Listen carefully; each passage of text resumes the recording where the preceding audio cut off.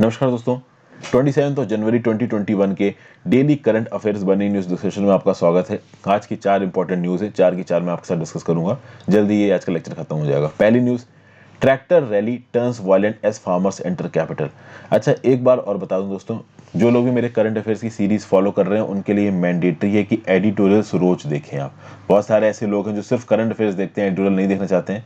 मैं बोलूंगा कि भाई एडिटोरियल भी देखिए, उतना इंपॉर्टेंट है। तो ट्यूसडे को बहुत ही केओटिक सीन्स देखने को मिले। जो प्रोटेस्टिंग फार्मर्स थे, जो कि रिपब्लिक डे वाले दिन हमारी जो परेड होती है उसके साथ साथ एक और अलग से परेड निकाल रहे थे, और इस परेड के जो रूट थे वो एडवांस में डिसाइडेड थे। बहुत लंबे समय से दिल्ली पुलिस और फार्म यूनिट्स के बीच में एक बहस चल रही थी, एक अरेंजमेंट चल रहा था कि भाई परेड्स के रूट्स निश्चित होंगे। जो परेड के रूट तय किए गए हैं, दिल्ली पुलिस ने बताए हैं इन फार्मर्स को, उसी परेड के रूट्स पे फार्मर्स चलेंगे। लेकिन उस परेड के रूट को तोड़ दिया कुछ प्रोटेक्टिंग फार्मर्स ने, और वो कहीं ना कहीं नेशनल कैपिटल में घुस गए। फार्म यूनियन का फ्लैग लेके, सिख का रिलीजियस फ्लैग लेके, और रेड फोर्ट तक पहुंच गए। पुलिस ने टीयर गैस का इस्तेमाल किया, वाटर कैनन्स का इस्तेमाल किया, लाठी चार्जेस किया, बहुत सारी जगहों पर फार्मर्स को रोका भी गया। एक प्रोटेस्टर की मृत्यु हो गई। ठीक है भाई, 83 पुलिस पर्सनल्स और एक सिविलियन यहाँ पे इंजोर भी हुए हैं। और जब ऑब्वियस ही बात है, ऐसी चीजें होंगी तो दिल्ली पुलिस के हाथ से बातें बाहर निकलने लगती हैं। तो होम मिनिस्ट्री ने डिप्लॉय किया एडिशनल पैरामिलिट्री फोर्सेस को, जो कि दिल्ली में स्टेशन करके रखी गई थी। कुछ समय के लिए दिल्ली के अलग अलग इलाकों में इंटरनेट सर्विसेज पे भी बैन लगा दिया गया। जो फार्म यूनियन के लीडर्स थे, जो ओवरऑल सेंटर के साथ बैठ के नेगोशिएट कर रहे हैं, उन्होंने अपने आप को इस इवेंट से दूर कर लिया है। उन्होंने अपने आप को बोला कि भाई ये एंटी सोशल एलिमेंट्स थे जो इस वायलेंट तरीके से प्रोटेस्ट कर रहे थे। हम इन एंटी सोशल एलिमेंट्स को सपोर्ट नहीं करते हैं। हम तो चाहते थे कि ये जो प्रोटेस्ट है वो पीसफुल हो। ये लोग हमसे डिस्कस किए बिना ही रूट तोड़ के दिल्ली के अंदर घुस गए। हमने इनको इस चीज में सपोर्ट नहीं किया। ठीक है भाई, 2 महीने से कैंपिंग हो रही है बॉर्डर ऑफ दिल्ली पे। टेंस ऑफ थाउजेंड्स ऑफ जो प्रोटेस्टिंग फार्मर्स थे वो कैपिटल में घुस गए अपने ट्रैक्टर्स को लेके। इंटेंस नेगोशिएशन के बाद दिल्ली ने पहले परमिशन दी थी कि आप इन्हीं रूटों पे जाओगे, अपना जो भी आपको रोड शो करना है आप करोगे। लेकिन ये लोग कहीं ना कहीं डाइवर्ट हो गए इस रूट से। 7:30 PM तक जो एसकेएम लीडर्स हैं, एसकेएम क्या है? तो एसकेएम है आपका संयुक्त Kisan Morcha. Samyukt Kisan Morcha is the joint front of all protesting unions. जितने भी फॉर्म यूनियंस मिल के प्रोटेस्ट कर रहे हैं, उन सबकी जो कंबाइंड बॉडी है, इसको बोला गया है संयुक्त किसान मोर्चा। संयुक्त किसान मोर्चा की जो लीडर्स थे वो अपनी बॉर्डर प्रोटेस्ट साइड पे पहुंच गए, और उन्होंने सारे पार्टिसिपेंट से कहा कि स्ट्राइक को कॉल ऑफ करो और वापस आओ। यहाँ पे एसकेएम का स्टेटमेंट निकल के आ रहा है, despite all our efforts, some organizations and individuals have violated the route and indulged in condemnable acts. Anti-social elements had infiltrated the otherwise peaceful movement. We have always held that peace is our biggest strength and that any violation would hurt the movement. तो यहाँ पे SKM क्या statement दे रहा है कि भैया बहुत सारे ऑर्गेनाइजेशंस और इंडिविजुअल्स ने रूट को वायलेट किया, कंडेमनेबल एक्ट में इन्वॉल्व हुए। ये anti social element peaceful movement को तोड़ना चाहते हैं। पीस हमारी सबसे बड़ी स्ट्रेंथ है, और ऐसा करके ये हमारे मूवमेंट को कमजोर कर रहे हैं। लेकिन at the same time SKM statement एक और बात बोल रहा है, it has blamed the long struggle for the situation. ये भी बोलना चाह रहे हैं कि इनडायरेक्टली कि भाई ये जो फार्म स्ट्रगल है वो इतना लंबा खींच गया है कि जो फार्मर्स है वो बहुत ज्यादा इरिटेट हो गए हैं, परेशान हो गए, जिसके चलते वो इस प्रकार की एक्टिविटीज में इन्वॉल्व हो रहे हैं। दिल्ली पुलिस की तरफ से स्टेटमेंट आया है कि प्रोटेस्टिंग फार्मर्स ने एग्रीमेंट ब्रीच किया है, वायलेंस किया है, वैंडलिज्म किया है, पब्लिक प्रॉपर्टी को नुकसान पहुंचाया है, और बहुत सारे पुलिस पर्सनल्स को भी यहाँ पे चोटें आई हैं। जनरल स्टडीज पेपर 3 में एग्रीकल्चर प्रोड्यूस एंड इश्यूज से रिलेटेड ये न्यूज़ है। कल 26 जनवरी वाले दिन हर मीडिया चैनल पे बस यही न्यूज़ छाई हुई थी। ठीक है, तो एक इंपॉर्टेंट डेवलपमेंट है। नेक्स्ट है exposure to PM 2.5 raises anaemia risk in kids under 5। आगे बढ़ने से पहले वीडियो पर लाइक का बटन जरूर दबा देना दोस्तों, अगर नहीं दबाया तो, और कमेंट कर देना वीडियो के एंगेजमेंट के लिए। टेलीग्राम ग्रुप ज्वाइन कर लीजिए इस लेक्चर की PDF के लिए, इंस्टाग्राम पर फॉलो कर लीजिए अपने जेन्युइन डाउट्स को पूछने के लिए। एक स्टडी कंडक्ट करवाई गई है IIT दिल्ली के द्वारा, और ये क्या बोल रहे हैं कि भाई बच्चों में, खासकर वो बच्चे जो 5 साल से कम की उम्र पे हैं, अगर वो बहुत लंबे समय तक एक ऐसी हवा से एक्सपोज होंगे जहां पे पार्टिकुलेट मैटर 2.5 ज्यादा है, तो उनके अंदर एनीमिया की प्रॉब्लम आ सकती है। अब सबसे पहले तो ये समझते हैं कि एनीमिया क्या होता है। तो एनीमिया होता है लो ब्लड हेमोग्लोबिन कंसंट्रेशन। आपके ब्लड में हेमोग्लोबिन की कमी होने की वजह से होगा ये कि आपके ब्लड की जो ऑक्सीजन कैरिंग कैपेसिटी होगी वो कम हो जाएगी। आपका ब्लड आपके शरीर के अलग अलग हिस्सों में ऑक्सीजन लेके जाता है, और जो भी आपके शरीर में इंपॉर्टेंट ऑर्गन एक्टिविटी होती है उसमें ऑक्सीजन का होना बहुत ज्यादा जरूरी है। ठीक है, अगर आपके ब्लड में हेमोग्लोबिन कम है तो ऑक्सीजन अवेलेबिलिटी और ऑक्सीजन कैरिंग कैपेसिटी आपके ब्लड की कम हो जाएगी, जिसके चलते आप कमजोर फील कर सकते हो। एनीमिया की प्रॉब्लम इंडिया में बहुत ज्यादा है। India carries the largest burden of anaemia, specially women और चिल्ड्रन में एनीमिया इंडिया में बहुत प्रकार से देखने को मिलता है और न्यूमरस टाइप्स ऑफ एनीमिया देखने को मिलते हैं। तो कुछ एनीमिया होता है कि भाई प्रॉपर डाइट नहीं मिल रही है, तो आयरन नहीं है डाइट में, आयरन डेफिशिएंसी से एनीमिया हो रहा है। क्रॉनिक सिस्टमैटिक इन्फ्लेशन की वजह से एनीमिया हो रहा है। एयर पॉल्यूशन की वजह से भी एनीमिया होता है। PM 2.5 की इनहेलेशन की वजह से जो एनीमिया होता है, बेसिकली आप कह सकते हो कि सिस्टमैटिक इन्फ्लेशन की वजह से एनीमिया हो रहा है, क्योंकि एयर पॉल्यूशन के चलते PM 2.5 आपके लंग्स में घुस गया है, आपकी बॉडी के अंदर पहुंच गया है, नाना प्रकार से इन्फ्लेशन कर रहा है, इन्फेक्शन कर रहा है, जिसके चलते एनीमिया हो सकता है। ये जो स्टडी कंडक्ट करी है आईआईटी दिल्ली ने, इसका टाइटल है the association between ambient 2.5 exposure and anaemia outcomes among children under 5 years of age in India. कौन से जर्नल में छपी है? तो इन्वायरमेंटल जर्नल एपिडेमियोलॉजी में छपी है। और इसने साफ साफ ये बोला है कि भाई PM 2.5 के लेवल का एक्सपोजर अगर 10 माइक्रोग्राम पर मीटर क्यूब बढ़ता है तो इसके रिस्पॉन्स में 0.07 ग्राम्स पर DL एवरेज हीमोग्लोबिन लेवल्स कम होगा आपके खून में। ये बात बोली गई है, ठीक है ना भाई। तो यहां पे exposure between PM 2.5 and anaemia in children under 5 years of age, इसको एग्जामिन किया गया है, इसके बीच में एसोसिएशन बैठाने की कोशिश की गई है। तो भाई आप कितना PM 2.5 की तरफ एक्सपोज्ड हो और चिल्ड्रन कितने हैं, मतलब 5 साल से कम के चिल्ड्रन जिनको PM 2.5 का एक्सपोजर है और उनमें किस हद तक एनीमिया हो रहा है, इसके बीच में लिंक बैठा के बहुत सारी स्टडीज के थ्रू पर्टिकुलर मैटर्स के हेल्थ इंपैक्ट्स को देखे ये प्रॉपर आउटकम निकाला गया है। तो एयर पॉल्यूशन के चलते हमारे हेल्थ इंपैक्ट्स कितने खतरनाक हैं और वल्नरेबल ग्रुप्स में ये अंडर 5 वाला जो वल्नरेबल ग्रुप है, इसके रिस्पेक्ट में आपको यहाँ पे एक इंपॉर्टेंट स्टैटिस्टिक मिलता है सोर्स के साथ। तो जब भी आप कोई स्टैटिस्टिक लिख रहे हो किसी भी आंसर में, तो आप इस स्टडी को कोट कर सकते हो जो कि आईआईटी दिल्ली ने कराई है। अगर आप स्टडी का टाइटल याद रख सको, association between ambient 2.5 exposure and anaemia outcomes among children, बहुत अच्छा रहेगा। देखिए, जब भी आप नोट्स बनाया करो ना, मैं आप एग्जांपल देता हूं आपको। आप पूछते हो सर नोट कैसे बनाए, तो आप नोट इस तरीके से बना सकते हो कि जीएस पेपर 2 के अंदर, यहाँ पे जीएस पेपर 2 में क्या था, issues related to development and relating to health. तो जीएस पेपर 2 के अंदर आप एक छोटी सी चीज लिख सकते हो कि a study conducted by IIT Delhi over the impact of exposure of PM 2.5 and anaemia among children under the age of 5 years. So note में एक छोटी सी लाइन होगी, a study conducted by IIT Delhi whose title was association between ambient PM 2.5 exposure and anaemia outcomes for children under 5 years of age. This was published in journal environmental epidemiology and they said that for every 10 micrograms per meter cube increase in PM 2.5 level there is a decrease of 0.07 grams per DL in average hemoglobin levels leading to enhanced anemia among under 5 children prevalent in India who are already vulnerable on accounts of numerous types of malnutrition। अगर इस तरीके की एक line अगर आप अपने notes में लिख लोगे तो इससे होगा क्या कि जब आप एंड टाइम पे रिवाइज कर रहे होगे, आप बस ये लाइन पढ़ोगे, 4-5 ये लाइन पढ़ोगे और यही लाइन अगर आप एज इट इज किसी रेलेवेंट क्वेश्चन में आंसर की तरह आप कोट कर देते हो, इंट्रोडक्शन की तरह या फिर कहीं ना कहीं कंटेंट में, तो आपको कुछ एक्स्ट्रा नंबर मिल सकते हैं। PM 2.5 की बात की जाए तो ये पर्टिकुलेट मैटर होते हैं।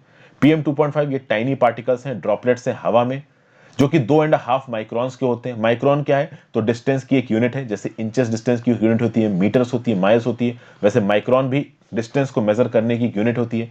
1 इंच में 25,000 माइक्रॉन्स होते हैं और PM 2.5 2.5 माइक्रॉन का होता है। तो आप समझ सकते हो बिल्कुल माइन्यूट होता है।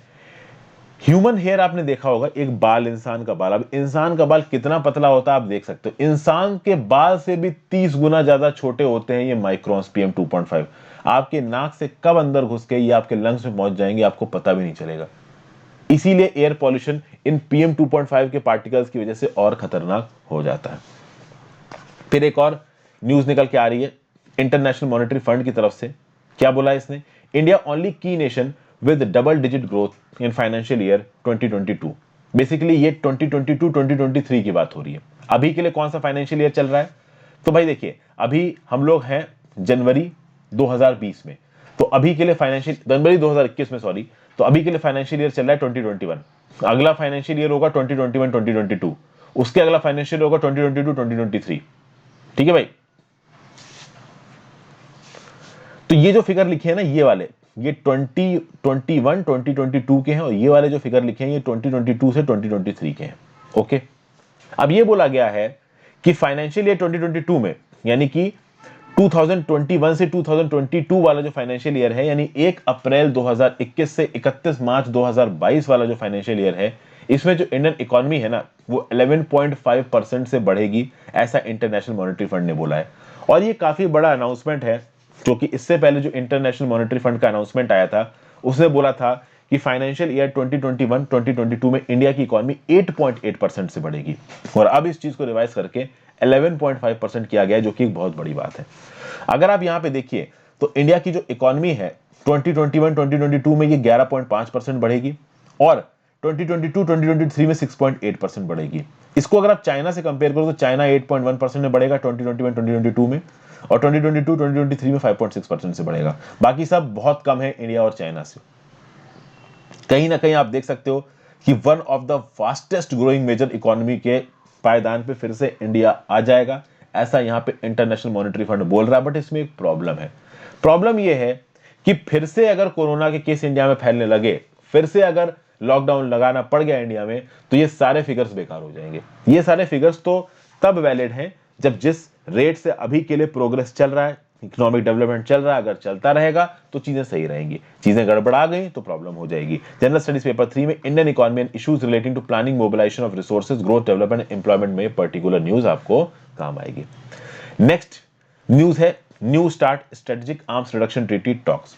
रशिया और यूनाइटेड स्टेट्स के बीच में एक डील स्ट्राइक हुई है new start nuclear arms treaty को आगे बढ़ाने के लिए, ऐसा ऑफिशियल स्टेटमेंट आया क्रेमलिन की तरफ से, रशिया की तरफ से।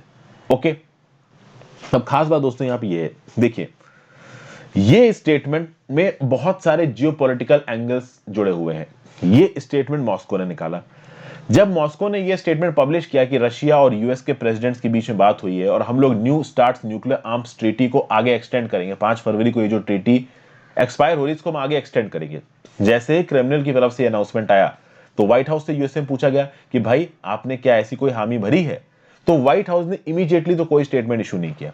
लेकिन कहीं ना कहीं व्हाइट हाउस ने यह बोला है कि देखिए प्रेसिडेंट जो बाइडेन साहब और रशियन प्रेसिडेंट व्लादिमीर पुतिन साहब के बीच में इस इशू पर डिस्कशन हुआ है, और इनकी टीम्स ने आपस में बातचीत करी है कि अर्जेंटली 5 फरवरी तक जब ये ट्रीटी एक्सपायर हो रही है न्यू स्टार्ट ट्रीटी, तब तक इसको किसी ना किसी हाल में एक्सटेंड करना ही है।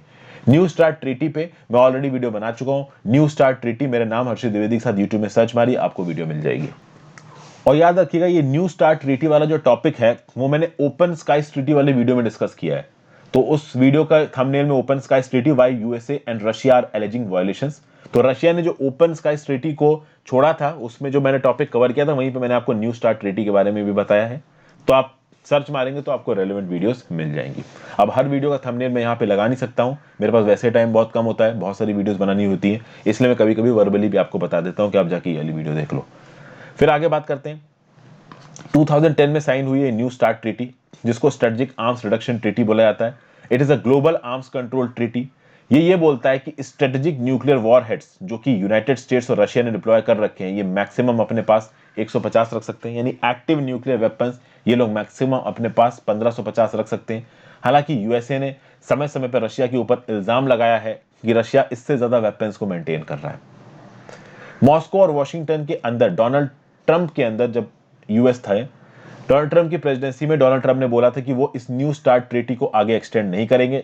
डोनाल्ड ट्रंप इस न्यू स्टार्ट ट्रीटी के ऊपर बहुत सारे नियम कानून, बहुत सारे टर्म्स एंड कंडीशंस इंपोज करना चाहते थे, और वो टर्म्स एंड कंडीशंस ऐसे टर्म्स एंड कंडीशंस थे जिसके साथ रशिया एग्री नहीं कर रहा था। लेकिन चलिए कम से कम जो बाइडेन इतने समझदार हैं कि उन्होंने आते ही बोला कि नहीं भाई, ये जो न्यू स्टार्ट ट्रीटी है, अभी के लिए जो ट्रीटी बनाई गई जो कि बड़ी मुश्किल से बनी थी, हम इसको तो आगे बढ़ाएंगे। ओके, ये सब बातें यहां पे कही जा रही हैं। अब ये भी बोला गया है कि भाई हो सकता है कि वॉशिंगटन मॉस्को के साथ कुछ और बातों के ऊपर भी डिस्कशन कर रहा हो। जैसे कि वॉशिंगटन से जब पूछा गया कि आप एक स्टेटमेंट क्यों नहीं इशू करते कि आपने एक ऐसा एग्रीमेंट साइन किया है मॉस्को के साथ, तो यहां पे यूएस की तरफ से स्टेटमेंट आया कि भाई मॉस्को में डूमा से अप्रूवल होना चाहिए इनकी न्यू स्टार्ट ट्रीटी का, जबकि एक्चुअली में न्यू स्टार्ट ट्रीटी का डूमा से एक्सटेंशन लेने की जरूरत नहीं है। यहां पे ऐसा सुनने में आ रहा है कि हो सकता है कि व्हाइट हाउस बैक एंड से मॉस्को के साथ कुछ की टॉपिक्स के ऊपर ऑलरेडी बात कर रहा हो। बाइडेन ने वैसे भी बोला है कि हम बहुत सारे इंपॉर्टेंट मैटर्स ऑफ कंसर्न्स को ऑलरेडी रशिया के साथ डिस्कस कर रहे हैं, जैसे कि क्रेमलिन क्रिटिक एलेक्सेई नावल्नी, जिनको पहले नोविचोक नाम के नर्व एजेंट से पॉइजन किया गया, जर्मनी गए, जर्मनी में जाके इलाज कराया, वापस आए, इनको फिर से पकड़ के जेल में डाल दिया गया। तो अलेक्सेई नावल्नी के सपोर्ट में पूरे रशिया में आप कह सकते हैं प्रोटेस्ट हो रहे हैं व्लादिमीर पुतिन के अगेंस्ट। इसके ऊपर मैंने आज एडिटोरियल में वीडियो डिस्कस किए, तो एडिटोरियल देखिए जाके।